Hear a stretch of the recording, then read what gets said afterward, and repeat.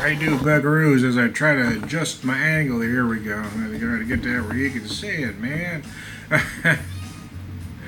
There we go. Stone Vengeful Spirits IPA, tropical IPA. It uses hops that will impart citrus and tropical fruit, but it also uses pineapple and mandarin orange. It uses Hercules, Mosaic, Laurel or Laurel, and Mandarina Bavaria hops. Pours very nice. As you can see, it's very pretty to look at. It is slightly hazy. Not quite as murky as most NEs that I've seen, but it's in that ballpark, I suppose. With the accent more on the tropical fruit, I suppose, than just the orange or grapefruit as most of the NEs that I've had. But I'm sure it's in that ballpark. Did a video and a live video on Facebook, so I know what this tastes like already, but I do a live video here.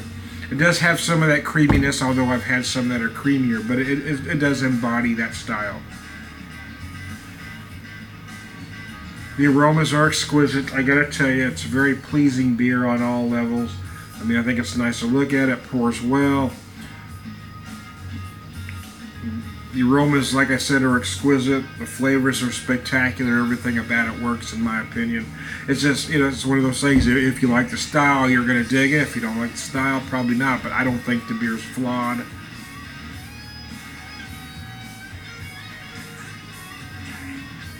I get a lot of orange, mandarin orange zest on the nose. I get some grapefruit. I certainly get some tropical fruit, some pineapple.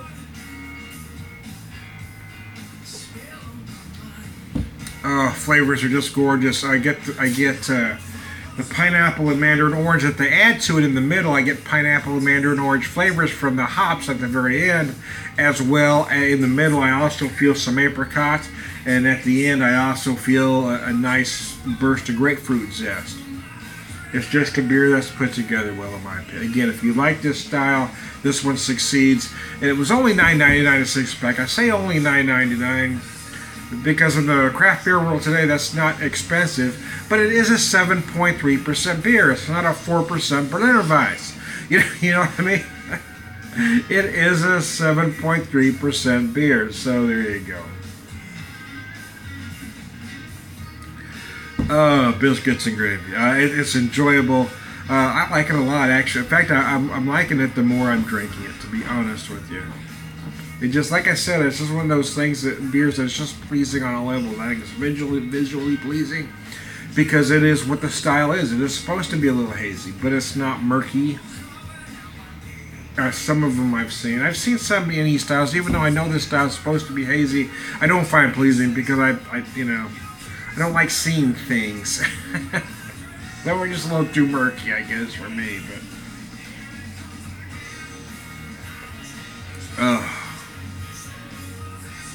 But I do like the way this beer comes together. It's just enjoyable. It's a nice IPA. I'm going to a Halloween party tomorrow night, so I picked up a few selections, or I've been gathering a few selections, I guess I should say, for it. And I always bring more beer than I need because I like to share beer. And since I typically like to drink different things through the night, I've got a few different things, or four, actually. So I picked up. I've got a Scotch ale, a porter, and a stout. And I picked up this IPA because I kind of wanted something to break it up a little bit. But it's going to be a little chillier tomorrow night. It's going to be more like fall weather. We're probably going to get some rain here in the Ozarks. So yeah, that's why I thought, well, I'll do the Scotch ale, the porter, and the stout. But I did want something else just in case, you know.